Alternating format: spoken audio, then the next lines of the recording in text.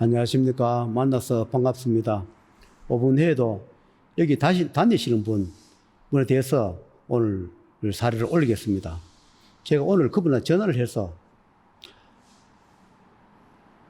촬영을 하긴 해야 되는데 소재도 없고 그렇다 하니까 내 것을 사용하세요 이러더라고요.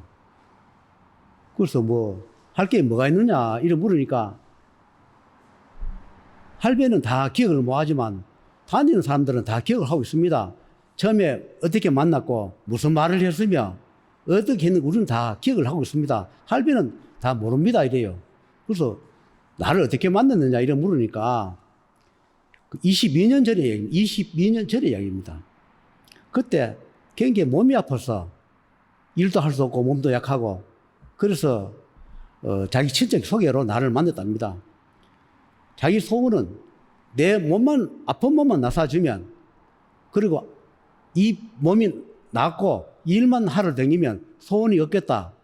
그런 마음으로 나를 만났답니다. 그래서 와서 그때 돈을 얼마 받았다. 그렇게 해요. 나는 돈을 얼마 받은지 기억도 안 나는데 자기는 그때 얼마를 줬다고 이야기를 해요. 그때 그 죄를 지르고 난 뒤에 정말로 자기는 신기하게 몸이 건강해지고 일을 하러 다녔다. 이렇게 해요.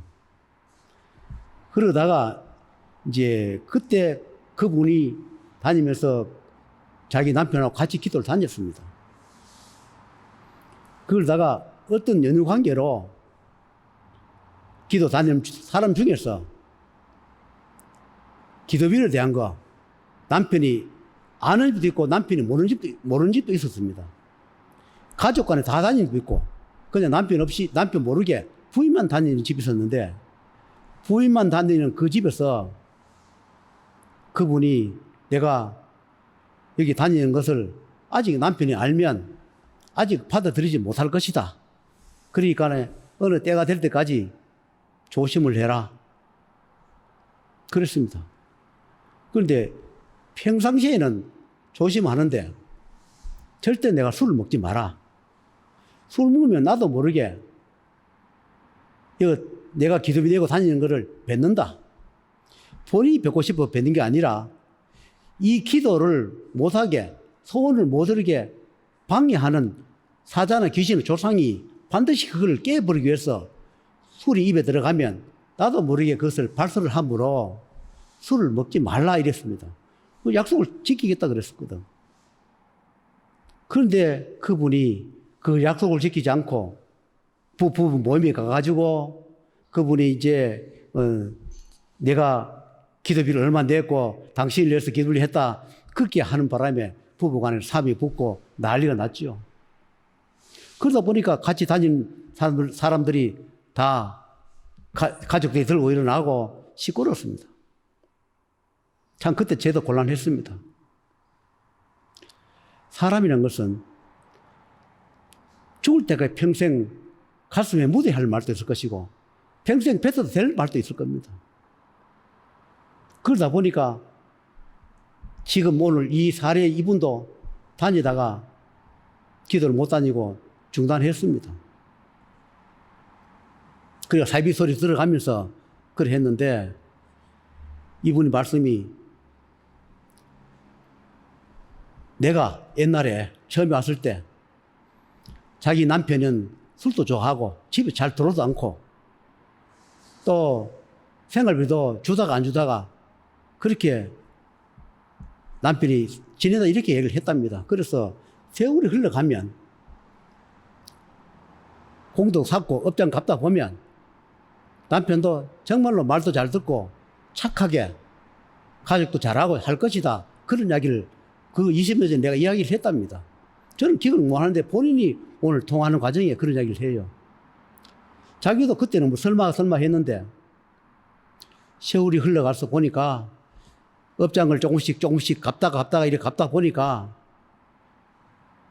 그분도 그렇게 술, 담배 하던 분도 술, 담배 하지 않고 지금 가정에도 충실하고 정말로 열심히 살고 있노라고 그때 20년 전에 했던 말이 지금 세월이 흘러가 보니까 이렇게 되어 간노라고 그런 얘기를 한다 그래요. 과거에는 남편도 같이 다니다가 사회비를 하면서 부인도 다니지 못하게 했는데, 그래서 그 기도비 내는 거 도로 다 받아놓느라, 돈 다 받아놓느라, 그러면서 부부간에 싸우기도 하고, 그렇게 했답니다. 근데 요즘 아까 그렇게 얘기를 한다 그래요. 돈 벌어가지고 대구에 다 갖다 주든 말든 너 알아서 해라. 그렇게 얘기를 한답니다. 아, 정말이냐? 이렇게 물어보니까, 그때 신랑이 여기 다니지 못하게 했지 않느냐. 돈 받아오라 하고 도로 막 난리 났지 않냐 하니까 그때는 그랬는데 지금은 네가 당신이 벌어가, 자기 부인 보고 벌어가, 뭐 기대비를 다 갖다 주든 말든 알아서 하라 하면서 요즘 간섭도 하지 않고 정말로 돈을 벌어서 가정에 생활비도 주고 자녀나 가족 다 화목하게 잘 지낸다. 그런 이야기를 오늘 하더라고요. 세월이 흘러가 보니까 할아버지 하는 말이 다 맞더라. 그때 남편 다니다가 기도비 때문에 말썽 생겨가지고 못 다니게 했는데 지금 그 뭐 남편이 여기 다니고 안 와? 이래 물으니까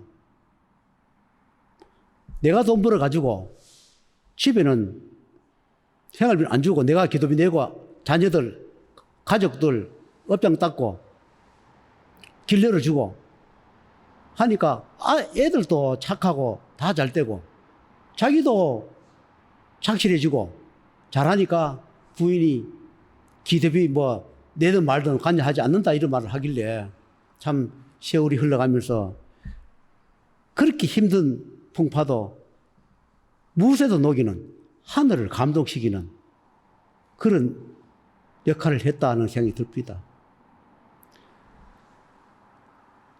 돈이 많이 없다 하더라도 조금씩 업장을 갚다 보면 고통스러운 세월도 끝나고 가족 간에 우리가 힘든 갈등 생기는 가족도 그것도 어느 때가 되면 명불수정을 해줘서 가족 간에 자녀 간에 불행을 없애주고 큰 복은 못 준다 하더라도 소소한 복을 하늘에서 주면서 인간이 살면서 기본적으로 누리고 살 수 있게끔 해준다는 것을 이번에 많이 생각나게 했습니다.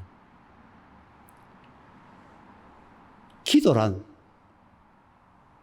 또는 업장을 감당한 것은 쉽고도 어렵습니다. 내가 기도 성부를 위해서 또는 업장을 갚는데 일사천리로 되는 게 있는가 하면 그것을 기도 소원을 이루지 못하게 방해하는 곳도 있습니다. 돈만 내고 우리가 절만 데가 다 소원을 이루어진 것이 아니라 그것을 깨기 위해서 방해하기 위해서 못하게 하는 그런 곳도 있고 그런 세계도 있습니다.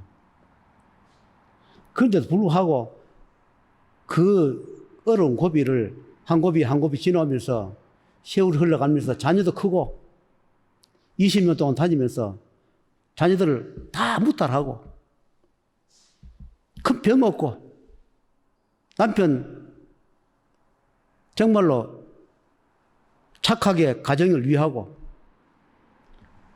살아감이 그보다 큰 복이 없는 겁니다. 그러니까 남편이 이제 기도 다니는 것을 묵인해 주고 있다. 벌어서 기도를 내더라도 묵인해 주고 있다. 이런 이야기를 해요. 그래서 내 사례를 오늘 세요일 해서 오늘 이걸 올리고 있습니다. 여러분, 부부 간에, 남남 간에 만나서 사는 것이 쉬운 것도 아니고 내 몸으로는 자식도 내 뜻대로 되지 않는 것이 이 세상사 이치입니다. 그것을 잘 마무리하고 기도하면서 자식은 부부를 위하고 부모는 자식을 위하고 부부는 부부를 위하면서 살아감이 하늘에서 원할 것이고 복을 줄 겁니다. 저도 이런 말 하면서 우리 가정사 다 까발릴 수는 없지만 저도 가족한테 발목이 잡혀서 지금 고전하고 있습니다. 왜 그런 거 하니까 한 자를 깔면 저도 자식이 있고 집사람이 있습니다. 손지도 있고 있습니다. 이걸 하니까 자식한테도 어렵지만 기도비를 내라, 저승비를 내라, 명부비를 내라. 그리고 집사람한테도 명부비를 내라, 저승비 내라 합니다. 그런데 이것 가지고 부부 간에 갈등도 생기고 자식 간에 갈등도 생겨요. 내보고 당신은 어째 입만 띄면 자꾸 그런 안 좋은 소리를 하고 죽은다 소리를 하느냐. 이제 듣기 싫다 그래요. 참 자괴감이 들어요. 수십 년 전에 갔을 우리 집사람, 우리 꼬매이 초등학생, 중학교, 고등학교, 대학교에 살려달라고 그러면서 살려주세요. 지금까지 살려줬더니만 지금 와서 나를 원망해요. 왜 원망합니까? 만날 저승미 되라 한다고. 저도 집사람을 죽고 어디로 갈 것인가 보면 어디로 가는 게 다 알아요. 어느 곳에 어떤 탈 쓰고 몇 년을 고통받는 걸 다 압니다. 아니까 살았을 때 업장 갖고 어차피 만난 부부 인연 미우나 고우나 때로는 마음에 들지 않은 부분이 있다 하더라도 맞지 않은 부분이 있다 하더라도 인생이 불쌍하고 가련하기 때문에 어차피 난 이 길을 가고 알기 때문에 저승비로 내서 좀 더 살으라고. 어차피 내가 가기 싫어도 가야 할 곳이 저승이기 때문에 저승 가면 얼마나 고통받는 거 알기 때문에 그 기도비를 내고 살아라 하니까 저를 원망하고 그렇습니다. 여러분도 그럴 거예요. 없는 돈 마련해서 저승비 내고 사고 막다 보면 때로는 고맙기도 하고 때로는 내가 원망스럽기도 할 거예요. 그러나 이렇게 생각하십시오. 오늘 이 순간도 수많은 사람이 태어나고 죽어간다는 거. 그러나 나를 만나서 지금까지 큰 불행은 없었다는 거. 단지 기도비 내고 저승비 명분 내고 경제적으로 풍족하지 못하다는 거. 그 외에는 나를 원망할 것이 없다 생각합니다. 우리 자식도 그래요. 돈 주면 고마워하겠죠. 그러나 그 돈 줄 줄 몰라 못 줍니까? 돈도 줄 때 줘야지. 그 돈을 함부로 주면 그 돈에 뭐가 따라가겠습니까? 어변이 따라가요. 그 어변이 나중에 무슨 역할을 하겠습니까? 불행을 집행하는 역할을 해요. 집에도 마찬가지예요. 내가 집사람 돈 많이 주면 좋아하겠죠. 그러나 그 돈 끝에 뭐가 따라가겠습니까? 불행이 따라가요. 어느 집이든 다 마찬가지예요. 돈이 들어오고 행복이 들어올 때 그 뒤에는 항상 불행이 뒤에 같이 동참해서 따라옵니다. 그 작용을 언제 하나뿐이에요. 제가 이거 가면서 하늘에서 그렇게 이야기해요. 가족은 소이고 만중생은 덕이니까 소유를 버리라. 이런 이야기를 나한테 여러 번 몇 년 전부터 많이 합니다. 그러겠습니다. 나는 가족만 살리려고 이 길을 가는 게 아니기 때문에 많은 사람을 앞으로 구제해야 할 일을 해야 하는 이 제자가 가족 살리려고 여기서 헉대고 있으니까 하늘에서 보기가 참 딱한 모양이에요. 아무리 내 자식 가족이라도 계속 이야기해보고 설득이 안 되면 운명대로 살다 가게 내보고 그냥 둬라. 왜 자식한테 안 좋은 소리 들어가면서 집사람한테 안 좋은 소리 들어가면서 자꾸 이걸 하라고 강조할 필요 뭐 있느냐. 그렇게 이야기를 해요. 그러겠습니다 하면서도 또 잘 안 되는 것이 우리 이 인간 사이 모임입니다.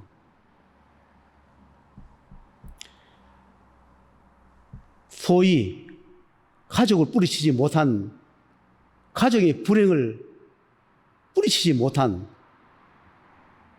설득해서 안 되면 그냥 버려야 할 이 마음을 비우지 못한, 아직 내가 그런 반열에 올라지 서지 못했기 때문에 가족에 대한 애정, 미련을 갖고 있는 같은 생각이 듭니다. 이제 가족도 버리고 비워야 되겠다. 할 만큼 했지 않겠는가. 그만큼 없는 목숨 살려줬으면 나도 할 만큼 했지 않겠는가. 집사람이든 내 자식이든 죽어서 저승 가면 내 원만 안 하겠지. 이만큼 해줬는데 본인들이 안 하겠다는데 그런 생각이 종종 듭니다.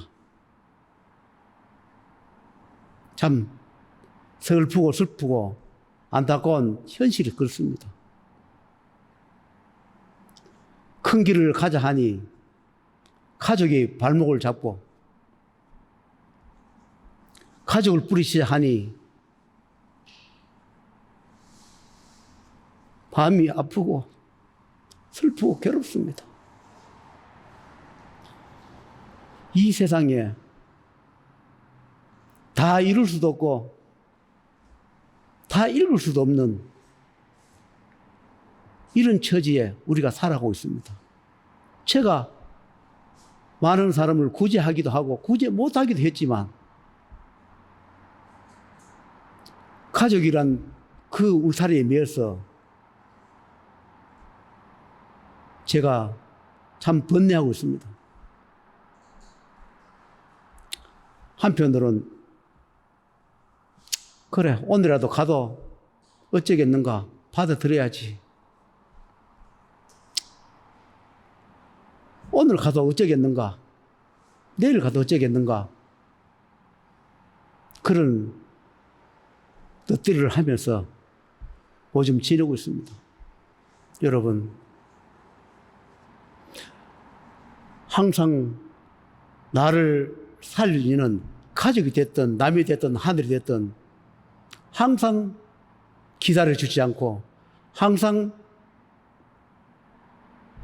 손을 잡아주지 않는다는 것, 그것을 명심하시고 여러분도 어느 하늘 아래 살든 좋은 일을 만나서 좋은 해안을 가진 분, 좋은 능력을 가진 분들을 만나서 불행을 면해 가시기를 바라면서 내 처지, 내 처지, 네 처지, 내 처지를 생각하면서 오늘 유튜브를 마치도록 하겠습니다.